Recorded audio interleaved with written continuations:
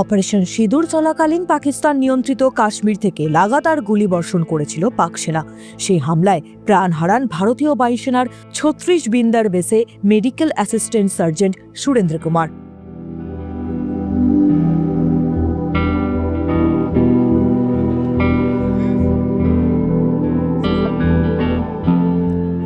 রবিবার সকালে সুরেন্দ্র জাতীয় পতাকায় মোড়া কফিনবন্দী দেহ পৌঁছয় রাজস্থানের গ্রামের বাড়িতে। স্বামীর দেহ দেখে কান্নায় ভেঙে পড়েন স্ত্রী। স্ত্রী চেঁচিয়ে চেঁচিয়ে উঠতে বলছিলেন স্বামীকে।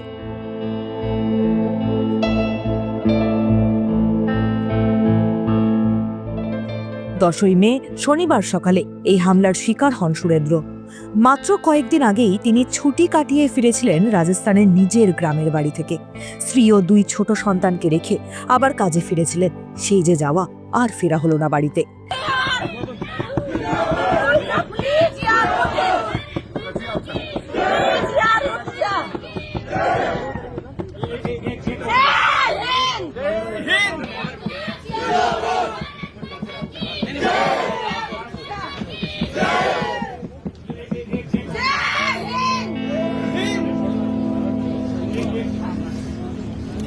শহীদ সুরেন্দ্র কুমারের মেয়ে জানায়, সে তার বাবার কাজের জন্য গর্বিত।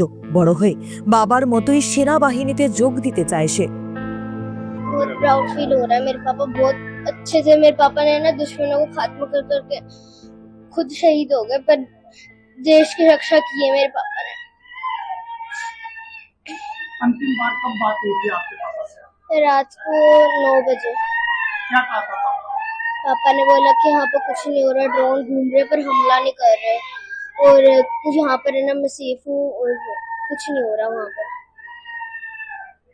जो लगातार आतंकी आ रहे थे उनकी सफाई के लिए सेना लगातार जुटी हुई है। सेना के लिए क्या कुछ संदेश है एक शहीद की बेटी होने के नाते?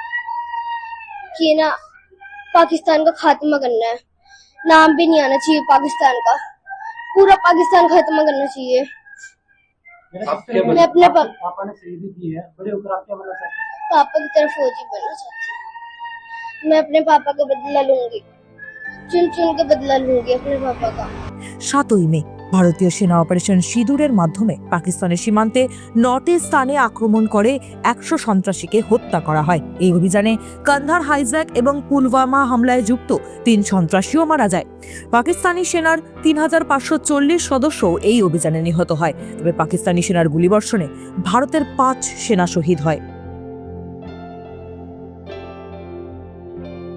তাদের মধ্যে বিএসএফ কনস্টেবল দীপক চিনখাঙ্গামু ছিলেন। দীপক 10ই মে জম্মু কাশ্মীরের আরএসপুরা সেক্টরে পাকিস্তান থেকে গুলি চালানোর সময় শহীদ হন।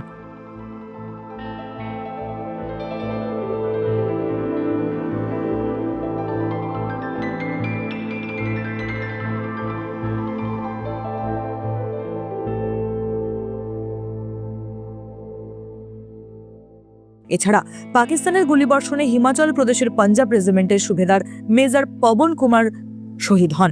পুঞ্চ সেক্টরে দায়িত্ব পালনরত অবস্থায় শত্রুপক্ষের গুলিতে তিনি শহীদ হন। তার মৃত্যুর পর গোটা গ্রাম শোকস্তব্ধ হয়ে পড়ে। শেষকৃত্যের সময় স্ত্রী বারবার তাকে স্যালিউট জানাতে থাকেন এবং আবেগে সংজ্ঞা হারান। মায়ের কান্নায় ভারী হয়ে ওঠে পরিবেশ। তবে সকল শোকের মাঝেও পরিবার থেকে ধ্বনিত হয় পবন কুমার অমর রহ। এই ঘটনার মাধ্যমে পুরো দেশ এবং তার আত্মবলিদানের প্রতি শ্রদ্ধা সবটাই জানিয়েছে।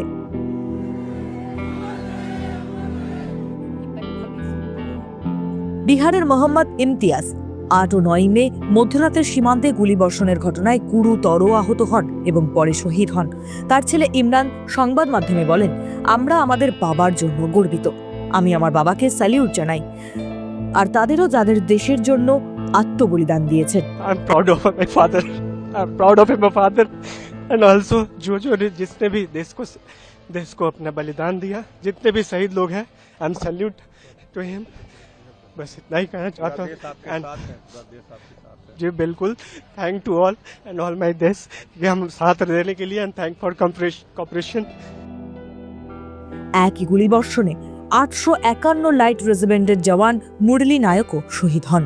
অন্ধ্রপ্রদেশের এক কৃষক পরিবারের জন্ম মুরলীর। তিনি ছিলেন তার বাবা মায়ের একমাত্র সন্তান। 2022 সালের ডিসেম্বর মাসে অগ্নিবীর প্রকল্পের মাধ্যমে তিনি সেনাবাহিনীতে যোগ দেন। মুরলীর বাবা জানান, ছোটবেলা থেকেই ছেলের স্বপ্ন ছিল ফৌজে যোগ দেওয়ার। ছেলের শহীদ হওয়ার খবরে গর্বের সঙ্গে সঙ্গে গভীর শোকেও ভেঙে পড়েছে পরিবার। অন্ধ্রপ্রদেশের উপমুখ্যমন্ত্রী পবন কল্যাণ শোক সন্তপ্ত পরিবারকে সান্ত্বনা জানাতে তাদের বাড়িতে পৌঁছন। টাইমস নাও খবর।